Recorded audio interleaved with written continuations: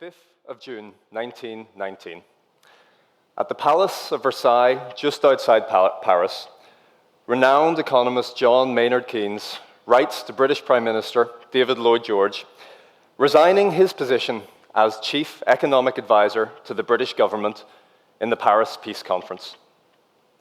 The war is over, but France and other nations want to extract crushing reparations from Germany as retribution for their role in the war. Keynes believed that it made moral and economic sense not to crush Germany's economy, that doing so would only sow dissent and foster a desire for vengeance amongst the German people. He believed that only with an agreed reparations plan and with opportunities for Germany to rebuild its economy, to trade with other nations, to provide employment opportunities for its people, would a lasting peace be achieved. In his letter, Keynes made reference to the impending devastation on the continent of Europe. Just 23 days later, the Treaty of Versailles was signed in the Hall of Mirrors, depicted behind me. Now, you don't have to be a history buff to know what happened next. And if there can be any positive outcome from the Second World War, it's that the Allies finally learnt their lesson from Keynes' warning. As a result, you had the Marshall Plan, Truman Aid, money flowing in to rebuild post-war Europe. A commitment from the great powers to work together economically, from which came the European Coal and Steel Community, which then eventually became the European Union and has helped usher in almost 75 years of peace in Europe. They realized that you don't cure conflict with more conflict, and you need more than a peace agreement to end war. They saw that conflict and violence are inextricably linked to poverty, inequality, and hopelessness. And all of those things were here in abundance in Northern Ireland in the latter half of the 20th century.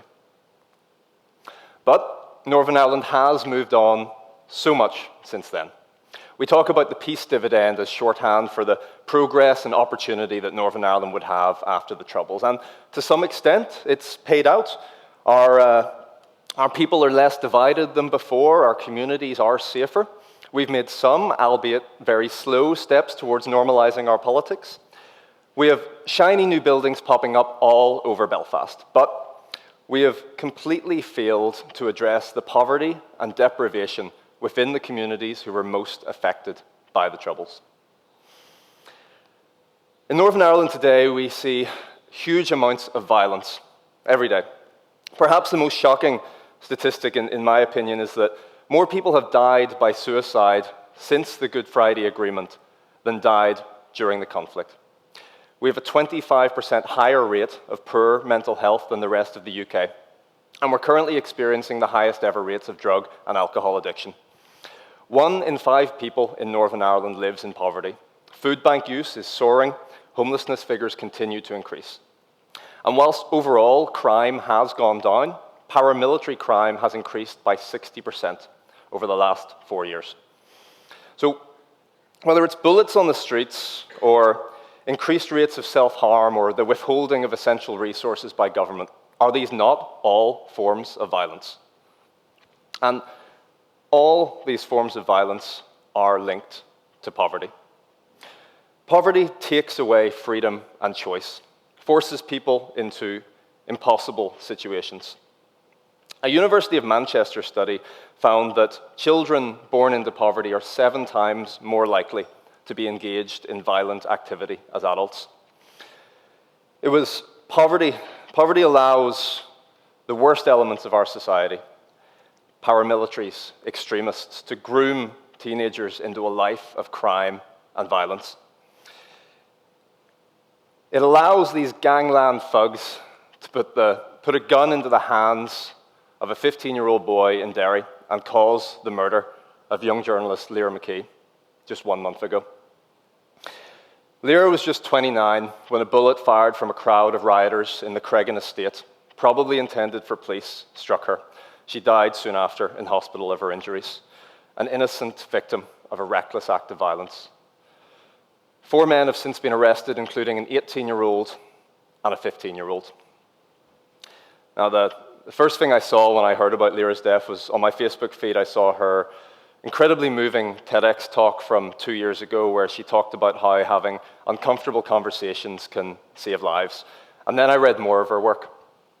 I realized that Lyra had an acute understanding for the problems we currently face in Northern Ireland.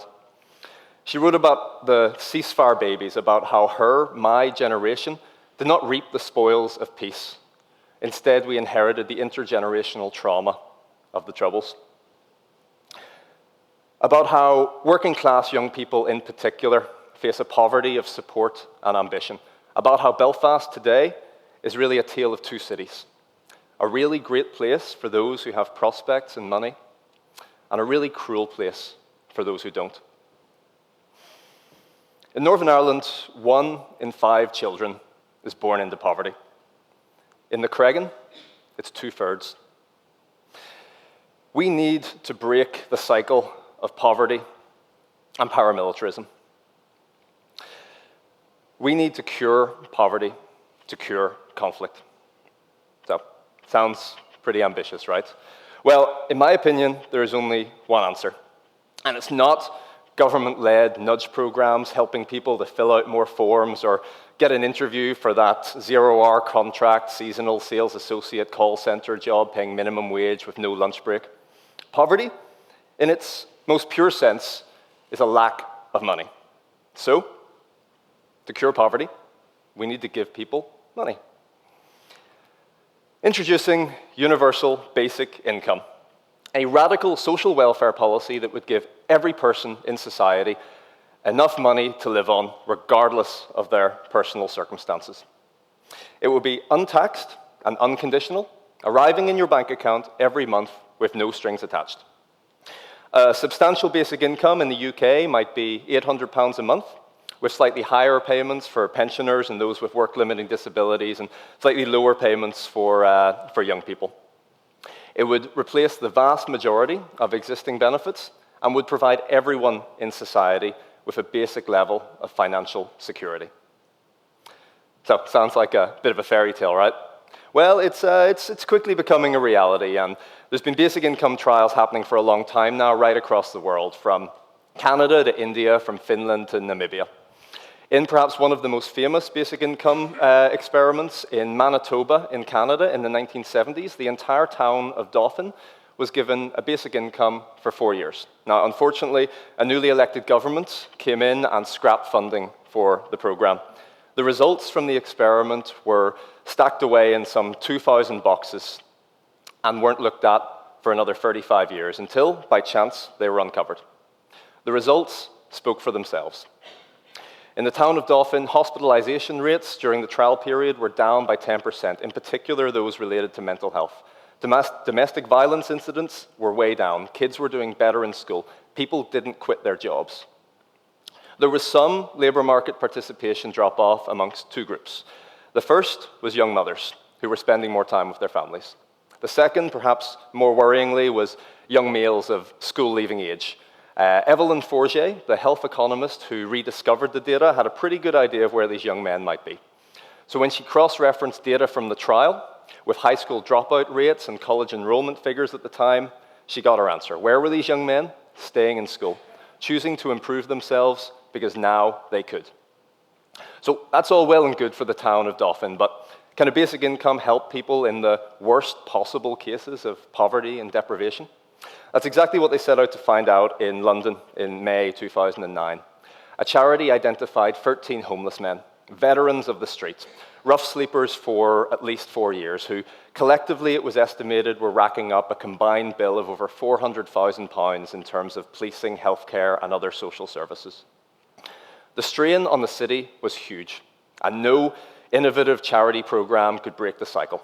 So, one homelessness charity decided to give each of these men £3,000 cash. They could do whatever they liked with the money. They could make use of a financial advisor if they wanted, or not. The results? After just 1 year, 11 of the 13 men were off the streets and in permanent housing. Not a single one had spent the money on drugs, alcohol, or gambling. In Finland, basic income recipients across the board felt happier and less stressed. In Namibia, incidences of cattle theft disappeared almost overnight because no longer were families forced into stealing cows to feed their starving families.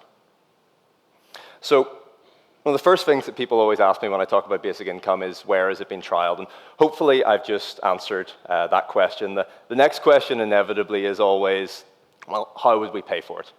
And my answer, inevitably, is always, how can we afford not to? How can we continue morally justifying picking up the bill for poverty?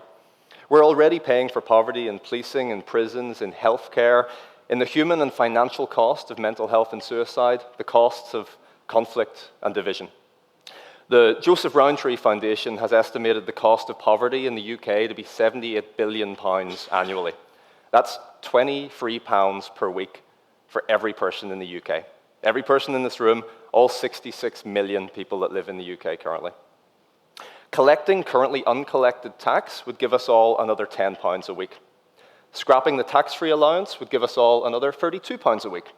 And scrapping the vast majority of existing benefits would provide another £77 a week. And there, we're already 3/4 of the way to a substantial £200 a week basic income for every person in the UK before looking at additional tax revenue. And in doing so, we would be scrapping one of the most insidious forms of state-sponsored violence against the poor in modern history: welfare reform. A peer-reviewed study has argued that since austerity measures were introduced in 2010, as many as 120,000 preventable deaths have occurred in the UK. A UN special investigator has condemned the poverty levels in the UK and the universal credit system in particular. Now let me ask, is welfare reform really how we're going to achieve a lasting peace in Northern Ireland? Or will we risk driving more young men in Belfast and Derry into the arms of paramilitaries, as their families are increasingly pushed into poverty, precarity, and hopelessness? We need to transform society so that violence is no longer an attractive option. A basic income will not cure, it will not solve the pain and trauma of being in a post-conflict society. It won't cure our mental health and suicide crisis, but it might make life easier for an awful lot of people. It won't change our history, but it can give us a better future. It's the real peace dividend. Now, I want to ask you all, how would your lives change with an extra £800 a month?